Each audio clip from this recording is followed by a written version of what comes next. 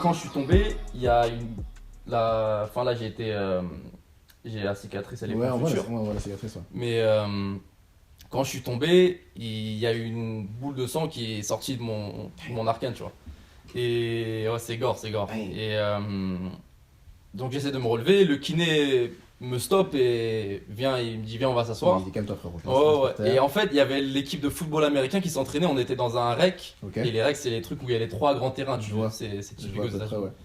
Et donc toute l'équipe de foot US, ils sont moins plus de 60, ils viennent, ils regardent ce qui se passe, parce qu'il y a tout le monde qui avait un peu crié tout ça, tu vois. Mhm.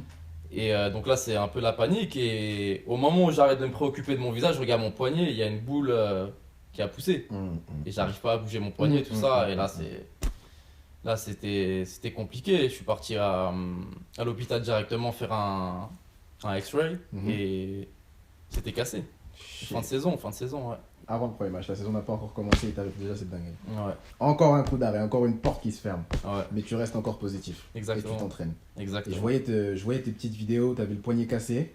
Mais je voyais tes vidéos où tu allais quand même au gym, tu faisais quand même tes tirs, t'allais quand même à la salle. Et encore une fois, cette mentale que t'as, qui s'est ancrée en toi, ce work ethic, ce travail, cette éthique de travail qui s'est ancrée en toi, c'est ça en fait qui t'a poussé à pas arrêter. Parce que j'en connais plus d'un qui aurait arrêté, tu vois. J'en Mhm. connais plus d'un qui se fait ça. Et je pense que avec le background que t'as, encore ça qui arrive, je pense qu'il y en a plus d'un qui aurait arrêté, tu vois. Mais t'as pas arrêté. Mhm. T'as continué à foncer, t'as continué.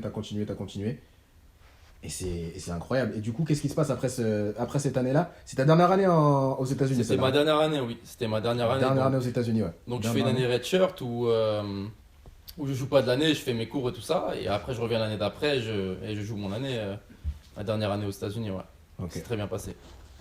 Du coup, c'est après ton année aux États-Unis que tu vas directement en Espagne ou t'as une année de transition entre les deux? Non, non, non, j'y vais directement. Tu vas J'y vais directement? Et directement. comment ça s'est comment t'as eu ce bloc pour avoir ce plan en Espagne pour intégrer une équipe professionnelle déjà parce que comme je le disais tout à l'heure, c'est ton premier contrat pro.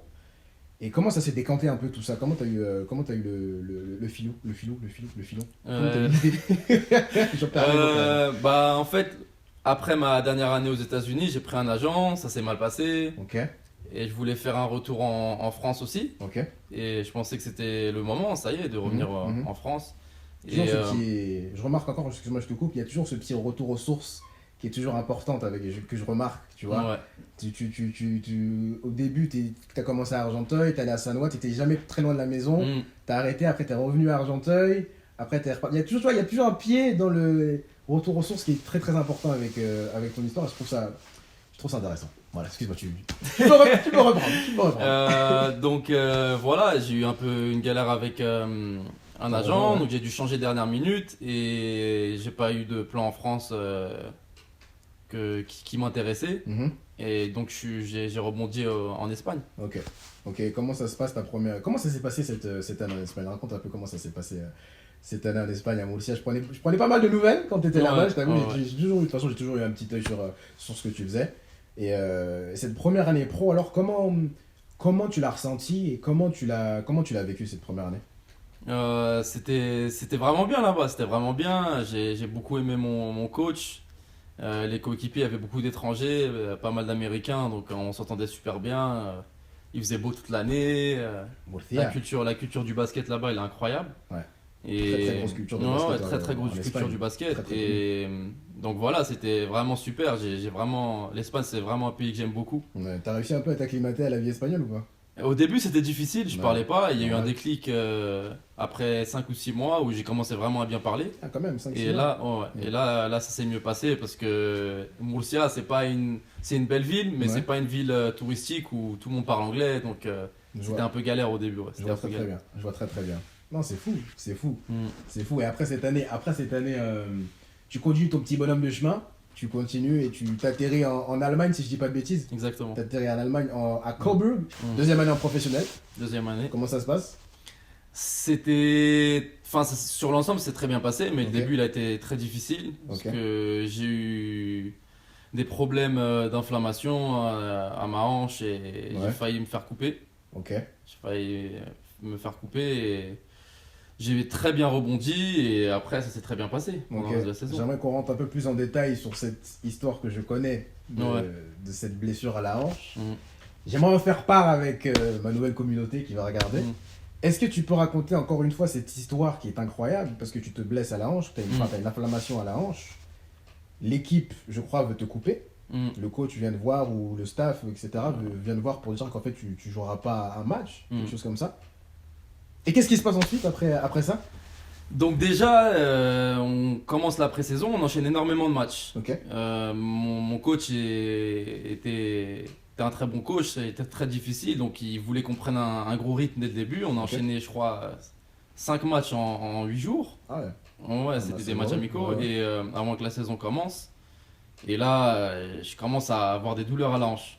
Et bon, je calcule pas trop, je Ouais, me dis ouais. que ça va passer, je continue. Et là, ça s'empire, ça s'empire. Et c'est au point où je peux pas m'asseoir. Pas m'asseoir très longtemps parce que ça me fait trop mal.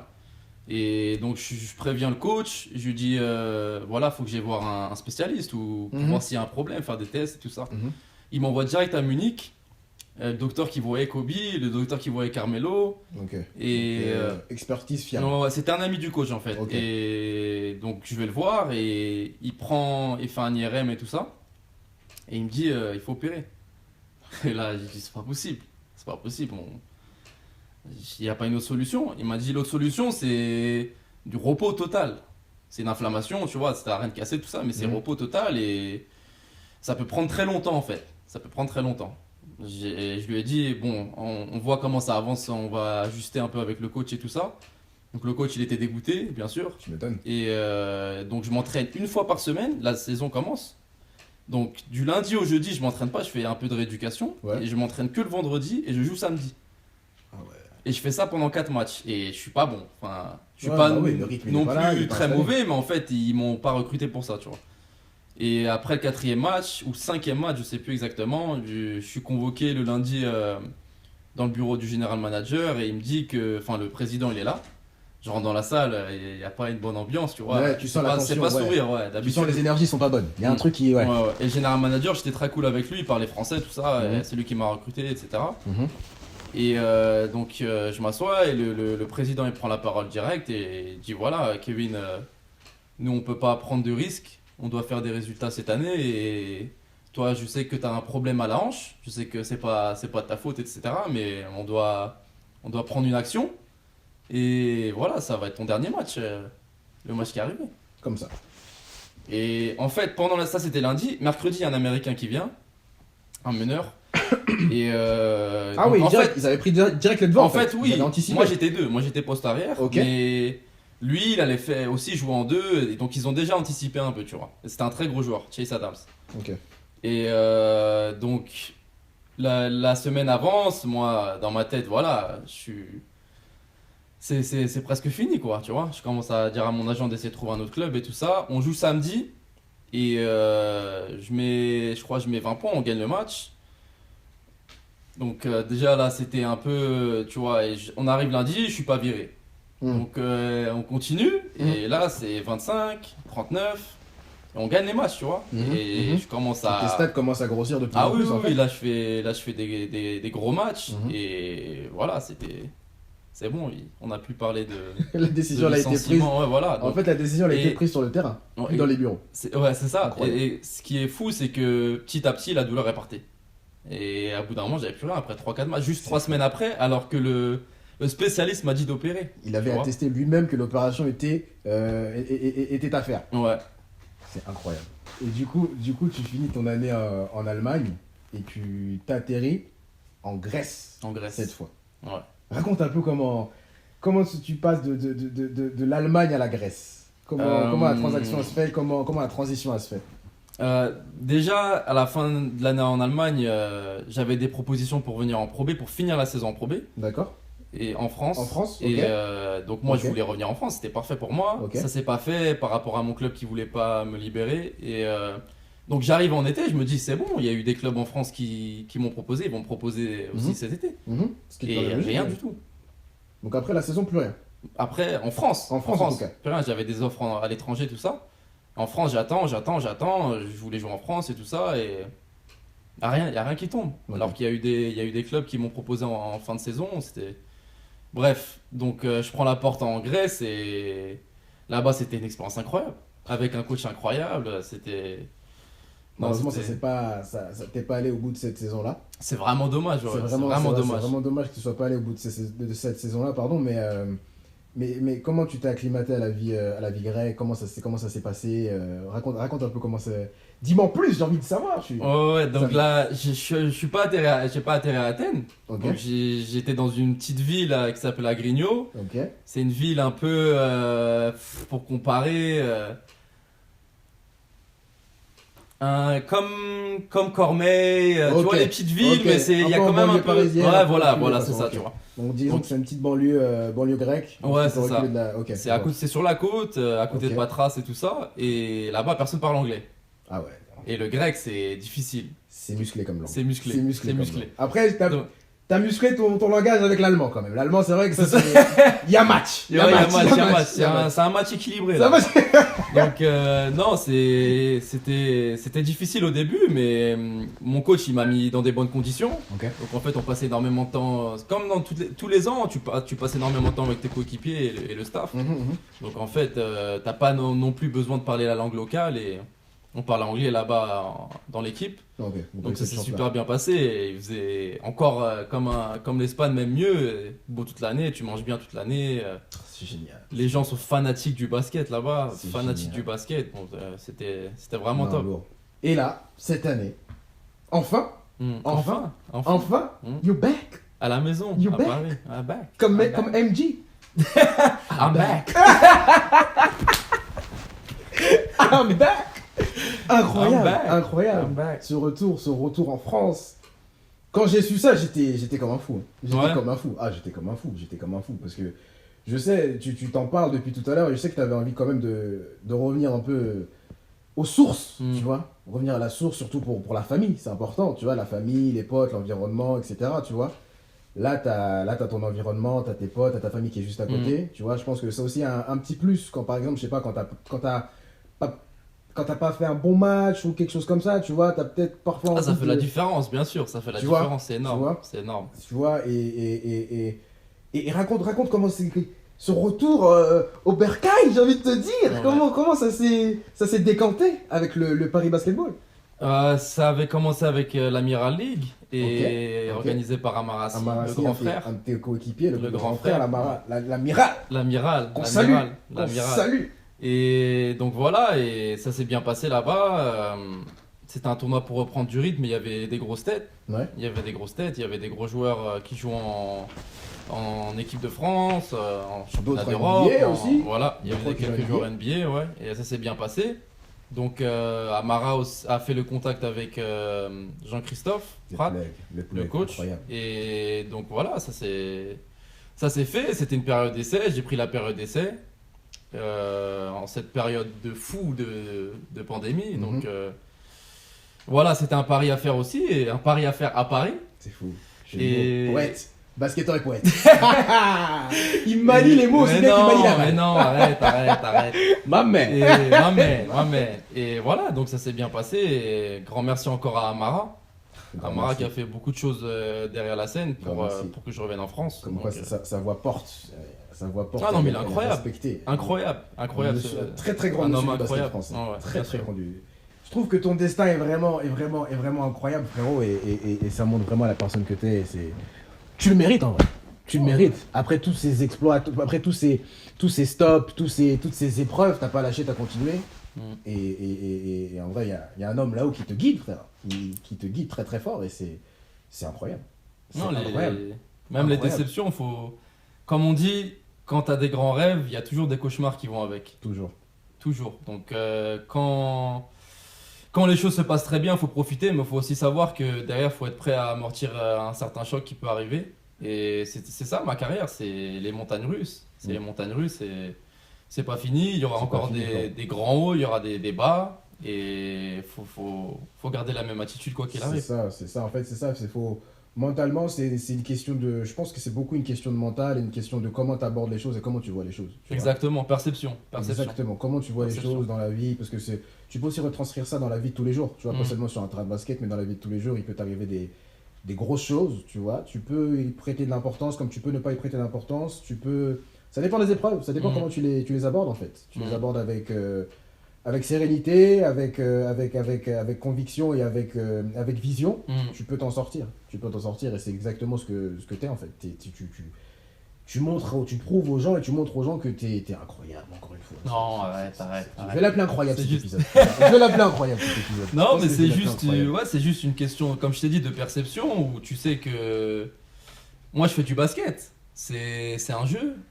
C'est un jeu, il faut prendre du plaisir, même il y a des épreuves et tout ça, c'est du plaisir à la fin. Il y a des gens qui. Moi, mes parents, ils n'ont pas eu la chance que j'ai eue. C'était charbon depuis le début, depuis peut-être l'âge de 10-12 ans, ils étaient déjà à travailler, tu vois. Mm. Donc, moi, c'est fun, c'est du basket, c'est fun. Et pour en revenir à tes parents, comment tu leur as annoncé que tu voulais être basketteur pro? Quand tu leur as annoncé que tu voulais être basketteur pro, pardon, comment ils l'ont vécu, comment ils l'ont ressenti? Ils m'ont dit les études.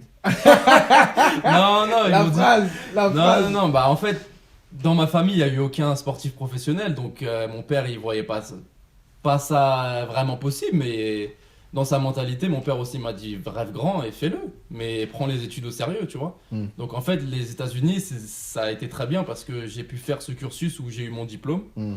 et j'ai pu jouer au basket. Incroyable. Donc Du coup, t'as pu satisfaire c'était parfait. T'as pu satisfaire les envies de Exactement, chacun, en fait. Tes envies à exactement. toi et les envies des parents. Ouais, Incroyable. Incroyable. C'est Je crois ça. que ton père, il était un petit peu plus réticent que ta mère au début. ouais. Non, il était pas plus. Il me semble que il a dû changer d'avis quand il est venu te voir jouer un match de basket. C'est exactement ça. Il a attesté qu'en fait, ah oui, c'est ce que mon Mm. fils il veut faire. En gros, c'est à partir de ce moment-là, je pense qu'il t'a donné Ouais, la c'est force. ça. Il t'a Et- parlé quoi. Il me voyait me lever en même temps que lui moi je prenais mon ballon, lui il prenait la voiture pour aller au travail, mais donc c'était ça et il a dit ok, il aime ça donc il faut qu'il fasse Incroyable. poursuivre ce rêve quoi. On va passer un petit jeu, si tu veux, frérot. Vas-y, On vas-y. va passer un petit jeu, je t'explique vite fait le concept. En fait, je vais te passer des mots, c'est assez Mhm. simple, il n'y a pas de bonne ou de mauvaise réponse. Hein. Tu dis vraiment ce qui te passe par la tête, Ouais. ce qui te vient et ce qui te parle. Je vais te passer une liste de mots qui sont dans mon petit bocal, là-dedans. Ok. Il y a une liste de mots, frérot. Et en fait, à partir de ce mot-là, j'aimerais que tu me dises en fait ce qui te vient, si ça te parle, si ça te parle pas, ce que Mhm. tu en penses, ce que toi ça te fait, etc. Tu vois. Donc, je te laisse piocher dans. Ah je pioche en Tu plus. pioches, tu choisis. Tu choisis. Art. L'art. L'art. Donc c'est la vie de tous les jours. Il y a de l'art dans tout ce qu'on fait Ok. et toi t'es dedans les deux pieds. Ah ouais. Les deux pieds dedans. Donc non, l'art c'est quelque chose qui fait vivre l'homme. Donc c'est ça, ça nous fait vivre. Mm. Le basket c'est un art, l'acting c'est d'accord. un art, la vidéo, les photos, on veut on veut donner du plaisir aux gens avec ce qu'on fait. Donc Exactement. c'est ça l'art pour moi. Je te laisse piocher un petit dernier. Je te laisse tranquille. Le temps. Le temps, c'est la ressource la plus importante que l'on ait. Voilà, j'essaie de faire le philosophe un peu. Non, le temps c'est important, ça passe et ça À une nous attend vitesse- pas, donc à une vitesse incroyable. faut en profiter. Exactement. Quelles que soient les circonstances, surtout cette année, il va se passer énormément de choses. Déjà, ça a commencé avec des folies. Donc on voit ce qui se passe aux États-Unis, ce qui se passe dans le monde, etc. Donc faut utiliser le temps à bon escient Quelque chose de très précieux le temps. et profiter. Très, Restez très. jeune le plus longtemps possible. Très précieux le temps. Très précieux. Dernier. Allez, Dernier. vas-y, écoute. Les racines. Donc pour moi, c'est mes parents. Ma mère qui est marocaine, mon père qui est italien. Donc je puise dedans, je puise dans la force qu'ils ont, les épreuves qu'ils ont dû surmonter. Ça n'a pas été facile pour eux et elle est là ma force. Elle est là ma force. Dans les racines. Incroyable. Est-ce que tu aurais genre une sorte de message ou de paroles d'encouragement pour tous ceux qui veulent se lancer, bah, que ce soit dans le basket ou autre en fait est-ce que tu as un message à leur faire passer que même si avec les épreuves, etc., qui vont se mettre sur leur chemin. Est-ce que t'as un message pour les jeunes? Mm. Mon message, c'est de croire en soi, c'est le plus important. Croire en soi parce que des fois, une personne, ça suffit. Et la personne, c'est soi-même le plus souvent. Donc, pas attendre que les gens te donnent la main ou des fois, il faut se créer son opportunité tout seul, surtout pendant cette période. Et les épreuves, c'est très important. Il faut les prendre et les prendre au bon degré parce que c'est comme une catapulte où tu recules, tu recules, tu recules, tu recules. Et au bout d'un moment, l'effet de relâchement et de propulsion, il va être très fort. Donc toutes les épreuves qui peuvent nous ralentir, en fait, c'est comme un slingshot. Donc ça, comme j'ai dit, ça recule et la propulsion elle va être très très forte. Donc Lourd. je souhaite aux gens en 2021 de se propulser très très haut, quels que soient leurs objectifs et leurs ambitions, leur métier, et de ne pas faire d'excuses, parce que énormément de personnes font des excuses là, même si c'est une période très difficile. Pas faire d'excuses et foncer, foncer, foncer. Let's go. Merci beaucoup, frérot. Bah, mais un plaisir, Merci beaucoup. un plaisir mon reste.